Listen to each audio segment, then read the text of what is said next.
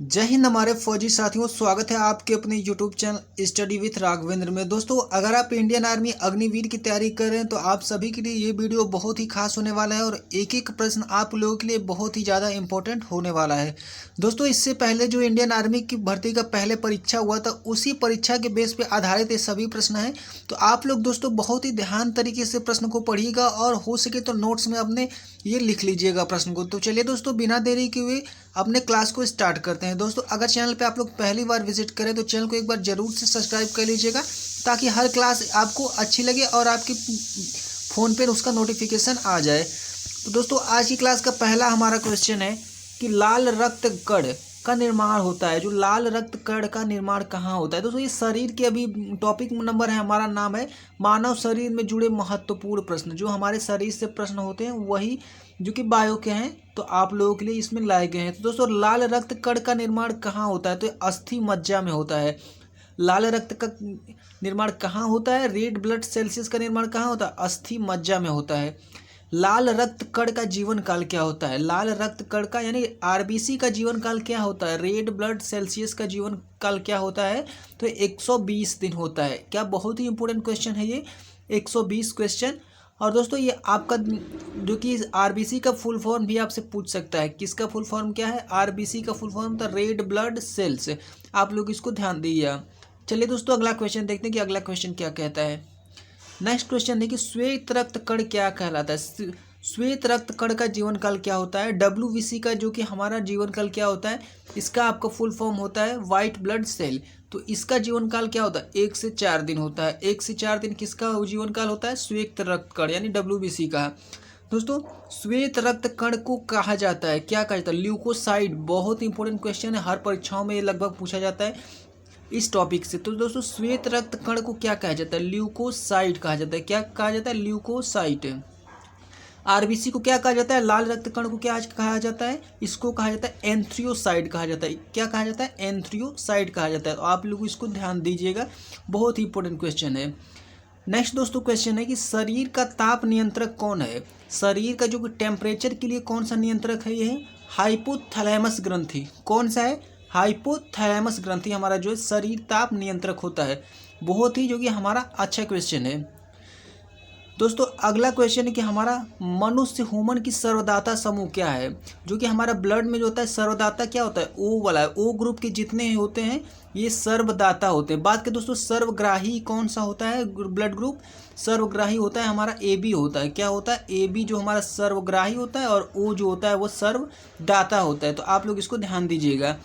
दोस्तों, अगला क्वेश्चन बहुत ही इंपॉर्टेंट है कि रक्तचाप मापने की यंत्र को कहा जाता है, यानी ब्लड प्रेशर जिसमें मापा जाता है उस यंत्र का नाम क्या होता है?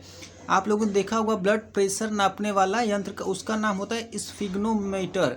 क्या? स्फिग्नोमीटर उसका नाम होता है। तो आप लोग इसको ध्यान दीजिएगा, बहुत ही अच्छा क्वेश्चन है। दोस्तों, ब्लड बैंक कहलाता है। ब्लड बैंक किसे कहते हैं? ब्लड बैंक किसको कहते हैं? प्लीहा को कहते हैं। ब्लड बैंक कहलाता है, कौन सा कहलाता है हमारे शरीर का भाग? प्लीहा। तो अब बहुत ही अच्छा क्वेश्चन है, आप लोग सभी क्वेश्चन को रट लीजिए और अपने हो सके तो नोट्स में लिख लीजिए। चलिए दोस्तों, अगला दोस्तों कि हमारा भोजन का पाचन प्रारंभ होता है। भोजन का पाचन प्रारंभ कहाँ से होता है? तो ये मुख से होता है। भोजन का पाचन कहाँ से प्रारंभ होता है? मुख से होता है। क्योंकि दोस्तों मुख में हमारा जो कि लार्वा होते हैं, लार्वा से जो कि एंजाइम उसमें होता है, तो एंजाइम से ही हमारा भोजन का पाचन होता है। तो सबसे पहले क्रिया कहाँ से प्रारंभ हो जाती है? प्रारंभ आपको पढ़ना है तो मुख से ही हो जाती है। तो आपको ध्यान देना ये भी क्वेश्चन। नेक्स्ट दोस्तों क्वेश्चन है कि पचे हुए भोजन का अवशेष होता है। सब जो कि पचे हुए भोजन का अवशेष कहाँ होता है? छोटी आंत में जाकर इकट्ठा होता है। फिर दोस्तों अगला है कि पित्त स्रावित होता है। पित्त स्रावित कहाँ होता है? पित्त स्रावित होता है हमारा यकृत में, लीवर द्वारा होता है। तो आपको ध्यान देना, आपको यहाँ पे ऑप्शन भी दिया जाएगा पित्ताशय, अग्नाशय, यकृत, ऐसा ऑप्शन दिया जाएगा कि आप लोग कंफ्यूज थोड़ा होंगे। तो आप लोग कंफ्यूज नहीं होना है, आप लोग ध्यान से पढ़ना है कि पित्त स्रावित कहाँ होता है? यकृत द्वारा होता है। तो बिल्कुल हमारा यकृत जो कि राइट आंसर है। नेक्स्ट दोस्तों क्वेश्चन है कि विटामिन ए संचित होता है। विटामिन ए संचित कहाँ होता है? हमारा यकृत में होता है। विटामिन ए कहाँ मिलता है, संचित होता है? किस भाग में शरीर के? तो यकृत में होता है। तो आपको बहुत ही बारीकी से इसको याद करना है। दोस्तों नेक्स्ट है हमारा कि शरीर का सबसे बड़ी ग्रंथि है। शरीर का सबसे बड़ी ग्रंथि कौन सी है? तो ये यकृत ही होता है। दोस्तों शरीर की सबसे बड़ी ग्रंथि क्या होता है? यकृत। यकृत को जो कि लीवर इंग्लिश में कहते हैं। नेक्स्ट दोस्तों क्वेश्चन है कि सबसे छोटी ग्रंथि जिसको मास्टर ग्लैंड कहा जाता है और फिर या फिर मास्टर ग्रंथि, तो सबसे छोटी ग्रंथि कौन होता है? पिट्यूटरी होता है। कौन सा? पिट्यूटरी ग्रंथि होती है जो सबसे छोटी होती है, तो आपको ध्यान देना है। नेक्स्ट हमारा क्वेश्चन है कि मनुष्य में पसलियों की संख्या कितनी होती है? 12 जोड़ी होती है। शरीर में हड्डियों की कुल संख्या, तो दोस्तों छो आपको बच्चा को ये पता होगा। शरीर में मांसपेशियों की कुल संख्या 639 होता है। शरीर में मांसपेशियों की कुल संख्या 639 होता है, तो आपको ध्यान देना है। दोस्तों देखिए लार्वा की बात की है हम लोग, लार में आ गए कि लार में पाया जाने वाला एंजाइम होता है। कौन सा एंजाइम होता है लार में पाए? जो कि हमारे लार में पाया जाने वाला एंजाइम होता है ट्राइलिन होता है। क्या होता है? ट्राइलिन होता है, तो आपको ध्यान देना है। नेक्स्ट क्वेश्चन है लिंग निर्धारण कहाँ से होता है? किसी का लिंग निर्धारण कहाँ से होता है? पुरुष क्रोमोसोम पर होता है। कहाँ पर होता है? पुरुष क्रोमोसोम पर होता है। मनुष्य का हृदय होता है, कैसा होता है? मनुष्य का हृदय कैसा होता है? मनुष्य का हृदय जो कि होता है 4 कोष्ठीय होता है। जो कि हृदय बनता है ना, उसमें ऐसे 4 कोष्ठ होते हैं, तो आपको ध्यान देना है। मनुष्य का हृदय 4 कोष्ठीय होता है। अगला साथियों क्वेश्चन है कि शरीर में गुणसूत्रों की संख्या पाई जाती है। शरीर की गुणसूत्रों की संख्या पाई जाती है कितना? 46 को कुल पाई जाता है। आपसे ऑप्शन में ये भी दिया है कि 23 जोड़ी, तो 23 जोड़ी, तो यानी 23 जोड़ी का मतलब 46 ही होगा। तो आपको ऑप्शन ऐसा भी दिया जा सकता है, तो आपको कंफ्यूज नहीं होना है। नेक्स्ट दोस्तों क्वेश्चन है, बहुत ही अच्छा क्वेश्चन है कि शरीर का सबसे बड़ा अंग, बहुत ही कंफ्यूज करने वाला है कि शरीर का सबसे बड़ा अंग त्वचा होता है। आपको ध्यान देना है, शरीर का सबसे बड़ा अंग क्या होता है? हमारा त्वचा होता है। नेक्स्ट क्वेश्चन है शरीर की सबसे बड़ी कोशिका, तो तंत्रिका तंत्र होती है। शरीर की सबसे बड़ी कोशिका की बात करें तो वो तंत्रिका तंत्र होता है।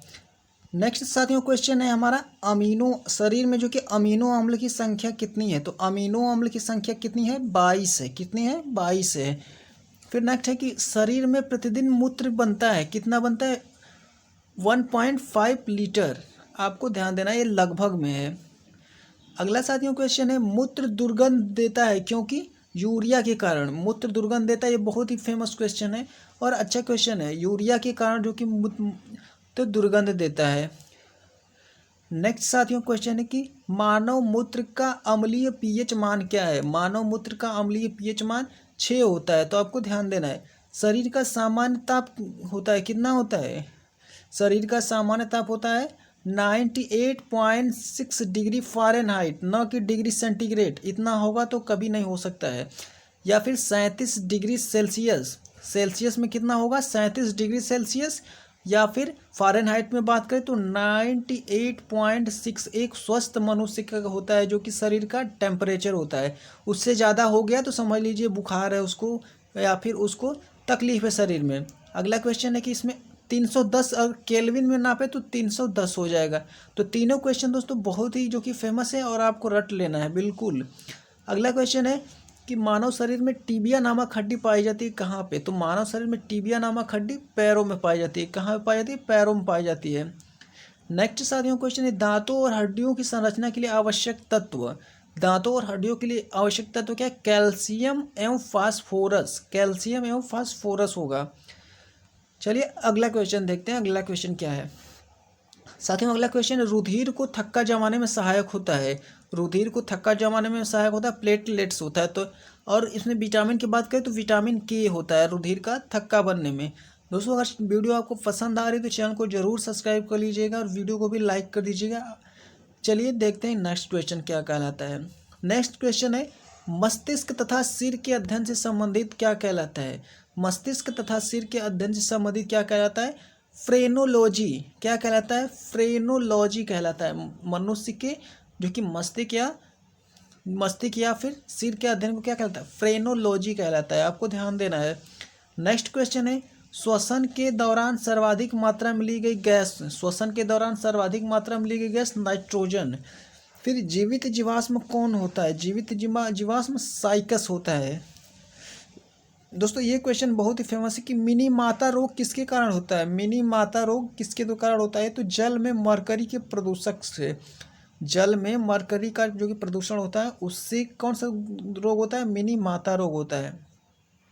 साथ में अगला क्वेश्चन कि मानव त्वचा का अध्ययन करने वाला विज्ञान क्या कहलाता है? दोस्तों बहुत ही फेमस क्वेश्चन कि जो त्वचा का अध्ययन संबंधित विज्ञान क्या है, डर्मेटोलॉजी होता है। क्या होता है? डर्मेटोलॉजी होता है। फिर होता है अगला क्वेश्चन, कीड़ों के अध्ययन का करने, कीड़ों का अध्ययन क्या कहलाता है? कीड़ों का अध्ययन कहलाता है एंटोमोलॉजी कहलाता है। क्या कहलाता है? एंटोमोलॉजी कहलाता है। आपको ध्यान देना है, बहुत ही इंपॉर्टेंट क्वेश्चन है।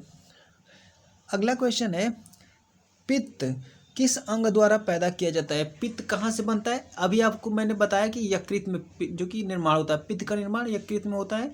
और दोस्तों आपको ऑप्शन दिया जाएगा पित्ताशय, अग्नाशय, ऐसा ऑप्शन दिया जाएगा ताकि आप भ्रम में पड़ जाए। तो ऐसा गलती नहीं करना है, आपको मन से पढ़ना है। नेक्स्ट क्वेश्चन है, मानव शरीर में रुधिर बैंक का कार्य कौन करता है? मानव शरीर में रुधिर यानी ब्लड बैंक का कार्य कौन करता है? तिल्ली करती है। कौन? तिल्ली। उसको स्प्लीन बोलते हैं। चलिए नेक्स्ट क्वेश्चन को देखते हैं कि शरीर में हीमोग्लोबिन का कार्य क्या होता है? शरीर में हीमोग्लोबिन का कार्य क्या होता है? ऑक्सीजन का परिवहन करना। दोस्तों मानव शरीर का जो कि ब्लड रेड कलर का होता है, कैसे होता है? ये क्यों होता है? ये हीमोग्लोबिन की उपस्थिति के कारण मानव शरीर का जो कि ब्लड होता है उसका कलर रेड होता है। तो चलिए अगला क्वेश्चन को देखते हैं क्या कहलाता है। अगला क्वेश्चन है, हीमोग्लोबिन में क्या होता है? हीमोग्लोबिन में फेरक पाया जाता है यानी लोहा, Fe, फेरक पाया जाता है। हीमोग्लोबिन का में क्या होता है? लोहा होता है। आपको ध्यान देना है। नेक्स्ट क्वेश्चन है, मानव शरीर में खून किसके उपस्थिति के कारण नहीं जमता? तो हिपेरिन के कारण जो कि नहीं जमता। तो आपको ध्यान देना है। साथियों अगला क्वेश्चन है, रुधिर के प्लाज्मा में किसके द्वारा एंटीबॉडी का निर्माण करती है? बहुत ही अच्छा क्वेश्चन है। किसके द्वारा प्लाज्मा में एंटीबॉडी का निर्माण करती है? लिम्फोसाइट होता है। क्या किसके कारण? लिम्फोसाइट के कारण करती है। लाल रक्त कणिका आरबीसी का शमशान कहा जाता है किसको? प्लीहा को कहा जाता है। आरबीसी का शमशान किसे कहा जाता है? प्लीहा को कहा जाता है। बहुत ही अच्छा क्वेश्चन है। नेक्स्ट क्वेश्चन है, क्रेब्स चक्र में किसका संश्लेषण होता है? तो ये पायूरिक अम्ल का होता है। क्रेब्स चक्र में किसका संश्लेषण है? पायूरिक अम्ल का होता है। तो मानव शरीर में यूरिया का निर्माण कहाँ होता है? यूरिया का निर्माण हमेशा मानव शरीर में यकृत में होता है।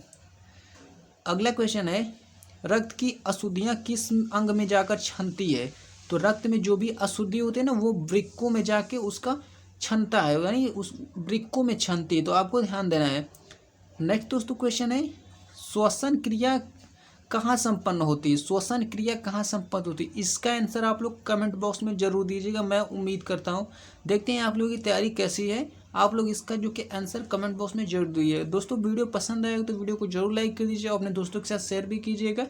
और चैनल पर पहली बार आप लोग आए तो चैनल को भी सब्सक्राइब कर लीजिएगा। तो चलिए साथियों मिलते हैं नेक्स्ट वीडियो में। तब तक के लिए सभी साथियों को जय हिंद।